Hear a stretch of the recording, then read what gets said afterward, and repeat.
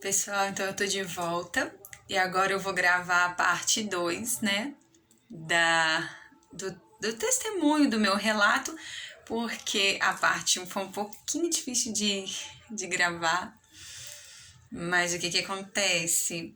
São minhas bênçãos, são meus milagres, né? Mas agora já dormiram, então tô tranquila de gravar.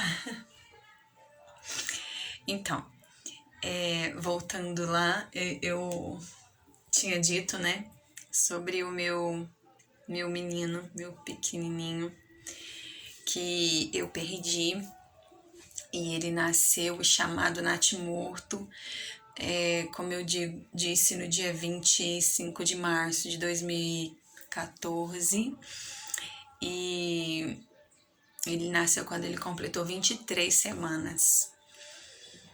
E aí, como eu disse, eu saí daquele hospital muito confortada em Deus, porque eu tive 5 dias para clamar: Senhor, faça a tua vontade.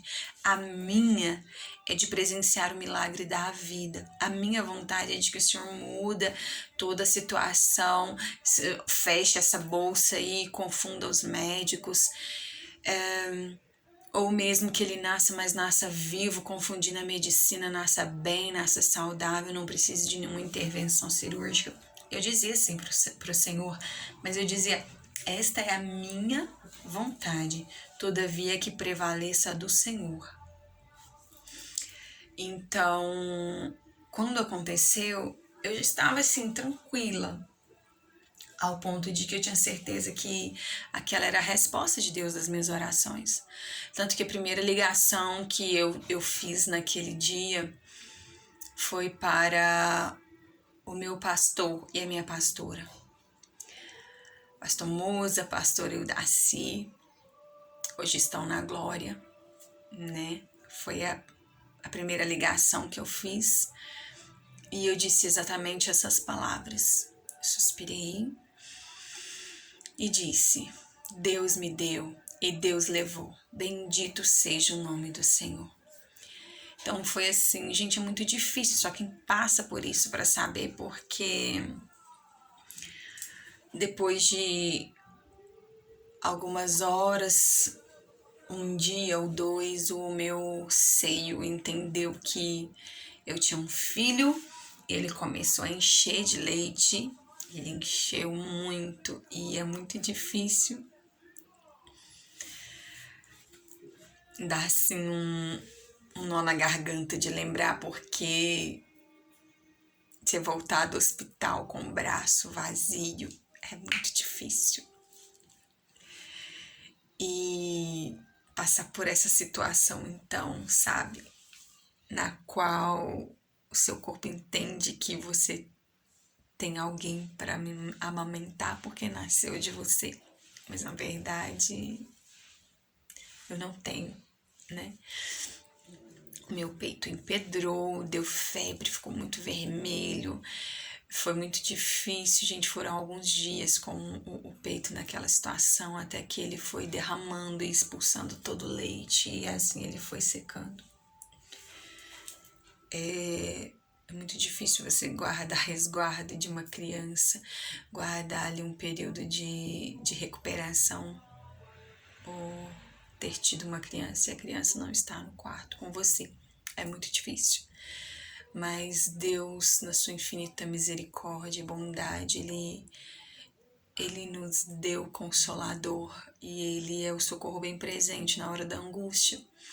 Então eu acho que eu falei no finalzinho do outro vídeo, quando era para o meu filho estar nascendo, naquela semana de na terceira semana de julho de 2014, no dia 16 de julho, para ser exata, aconteceu algo inesperado e eu estava alguns dias suspeitando de uma possível gravidez, mas estava tudo muito recente, do parto e tudo, e eu, será possível?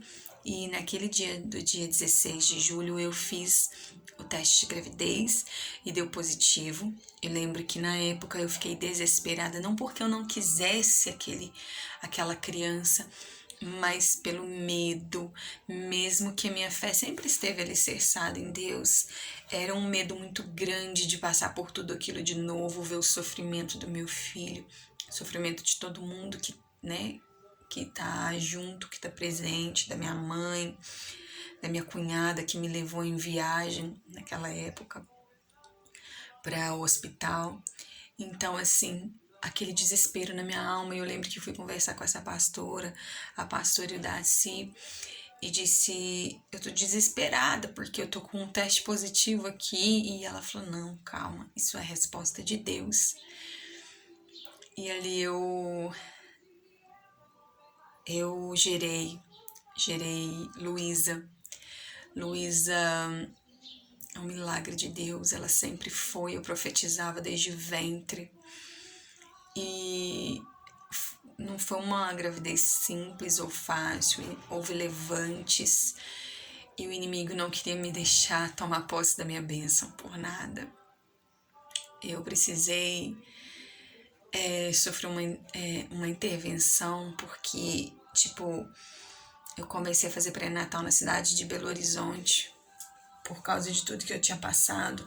Então, um médico especialista lá começou a me acompanhar e eu fazia o pré-natal na minha cidade e lá em Belo Horizonte. Então, todos os meses eu ia para lá para me encontrar com esse médico que é o Dr. Emerson Klein, doutor excelente ginecologista, obstetra. E naquele dia em especial, a minha cunhada me levou para Belo Horizonte para essa consulta. Eu fiquei lá de um dia para o outro, mas ela não poderia vir naquele outro dia e eu não poderia ficar. Então ela me levou para a rodoviária de Belo Horizonte, me colocou no ônibus e eu vim para a minha cidade sozinha dentro daquele ônibus. E ali eu passei muito mal. Eu já estava usando um comprimido. Ai, o nome agora eu não consigo lembrar. É um comprimido assim que a gente coloca, né?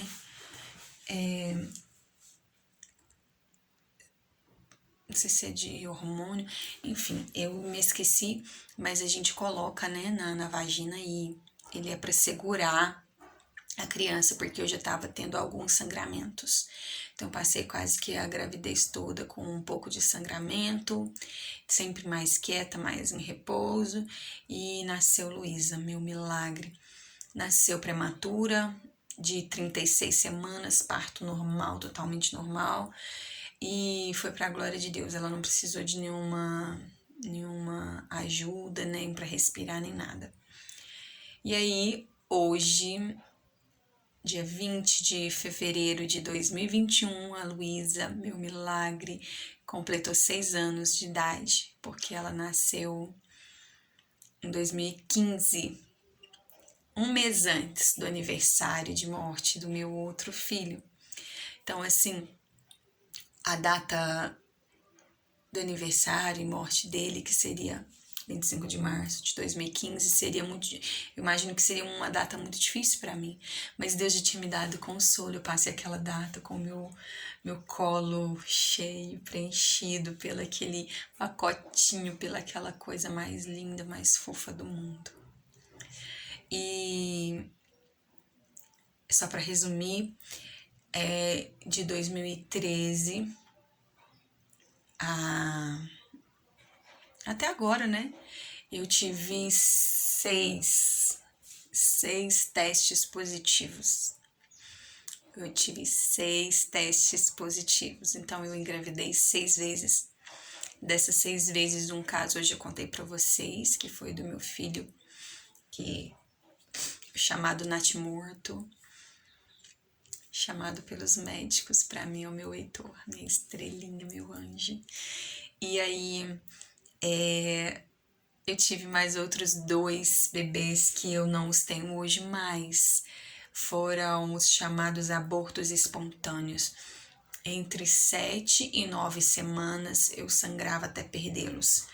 Me submeti à curetagem e tudo, né? E então o Senhor foi tão bom comigo, foi tão bom. Ele recolheu 3 para a glória, né? Levou para junto dele de forma precoce. E 3 ele me abençoou. Eu tenho hoje a Luísa, Luísa Antonella, o Arthur Henrique e o Vitor Estevão, meus milagres, meus anjos, meus meninos. São assim extremamente inteligentes, muito dóceis, amáveis, amam ao Senhor, mas também são bastante agitados, bastante inteligentes. E a Luísa me puxou muito, porque ela é muito... Eu, de pequena, minha mãe teve 7 filhos e ela diz que 2 eram os mais levados, 2 os que machucavam mais. Que sou eu, Rosana, quem vos falo, e o Ricardo, meu irmão. Dos meninos, ele é o mais novo dos homens. Então ela disse que foi os que deram mais trabalhos, com corte, com pancada, com machucado, enfim. E a Luísa puxou isso de mim, sabe? Sobe em tudo, explora tudo, só que ela não é muito de machucar, graças a Deus. Vou tentar lembrar aqui, mas na gravidez da Luísa eu disse que foi um pouco difícil, né? Segurando ela, usando medicação para segurar a gestação e sangramento, enfim. Do meu filho Arthur, que hoje está com 3 anos, também foi assim, tive que usar o comprimido, o mesmo remédio que eu usei com a Luísa, eu tive que usar com o Arthur. E quando foi o Vitor, foi uma gravidez totalmente diferente. Em um outro vídeo eu conto para vocês o porquê. E eu vou ter a oportunidade de testemunhar qual foi a ocasião e como foi gerado o Vitor, em qual situação ele foi gerado, mas também é um milagre. Então, Deus, ele é maravilhoso o tempo todo. E o que eu posso vir falar para você aqui, se você é uma tentante, se você é alguém que busca uma solução para esse problema, o sonho da sua vida, o desejo da tua alma, eu quero dizer para você, talvez você se entristeceu mais no princípio do vídeo, né? No qual eu relatei ali a situação com o meu menino. Mas eu venho dizer para vocês que esse vídeo, ele sirva para você como uma injeção de força e de fé, sabe? Coragem, mulher. Tu és forte, é guerreira. Você chegou até aqui. Permita que o Senhor te levante. Permita que o Senhor te exalte, porque os humilhados serão exaltados. E nessa caminhada nós sofremos tantas humilhações, é tão difícil. Às vezes a gente tá com 5, 6, 7 anos de casamento e as pessoas... Cadê o neném? Tá na hora, né? Tá passando de hora, tá esperando ficar velho pra ter filho. Quando for levar pra escola vão perguntar se é o neto. Enfim, só quem passa sabe a quantidade de humilhação, de dificuldade que a gente passa, né? Então, que esse vídeo sirva para você como inspiração. De olhar para uma mulher que foi desenganada, que a Bíblia chama de estéril, que lutou tanto, que não desistiu porque, gente, hoje eu não tenho mais o meu pai comigo, né? Mas ele morreu quando eu já tinha perdido os 3 que eu perdi, eu já tinha perdido. E ele ficou muito triste quando, cada vez que ele sabia que eu tinha perdido um filho, ao ponto de quando eu perdi o último, ele disse pra mim, pelo amor de Deus, para com isso. Para de querer arrumar mais filho, uma hora dessa você vai morrer. E muitas pessoas me perguntavam, você não tem medo não de morrer numa dessas, numa tentativa? E eu dizia, eu não tenho medo. A minha vida, ela é do Senhor. Da mesma forma que Ele me deu, eu já entreguei ela de volta. Então, eu só vou estar aqui sobre essa terra o tempo que Ele permitir. O tempo que Ele dizer chega, Ele vai me recolher. Ele vai usar qualquer argumento. Ou me leva deitada, dormindo, sonhando. Ou, né, são tantas as situações. Em algum acidente ou por... Enfim, gente, tem tanto meio de se morrer. E se for em um trabalho de parto ou em uma situação de gravidez que desencadeou em problemas maiores, que seja para a glória dele. Mas eu não tenho esse medo. Eu não tenho esse medo. Não tô dizendo que você precise também arriscar a sua vida, não é isso. Eu tô dizendo que o meu caso foi sempre fé, foi sempre assim, algo inexplicável de Deus dizia dentro de mim que eu ia conseguir e que não era para a morte, era para a vida, que eu estaria aqui para poder testemunhar, que eu estaria aqui para cuidar dos meus filhos. Então, que esse testemunho sirva para a sua edificação, a esperança para você. Ao cheiro das águas brotará. Ainda que as pessoas olhem para a raiz daquela árvore e decrete morte, decrete esterilidade sobre aquela raiz, o Senhor nos diz que ao cheiro das águas ela brotará. Então não importa em qual estágio da vida você esteja, se já próxima dos 40, se com mais um pouquinho, ou se ainda é bastante jovem, mas já fez de tudo, já tentou de tudo, não importa. O que eu estou dizendo é que o Espírito Santo de Deus, ele alcança o lugar onde que a medicina não alcança, que ele toca onde homem nenhum tem poder de tocar. Então se desmancha na presença de Deus, rasga o teu coração e diga para ele que você tem sede de experimentar essas maravilhas, esses milagres que ele produz. Mas não queira só o milagre dado por ele, queira o dono da bênção. Chame ele para habitar em seu coração, para fazer morada em você, porque ele vai honrar a tua fé. Ele vai honrar a tua decisão de viver por fé e não por vista. Então, a esperança, aquela que outrora era triste e vazia porque não existia vida dentro dela, hoje é a mãe de filhos.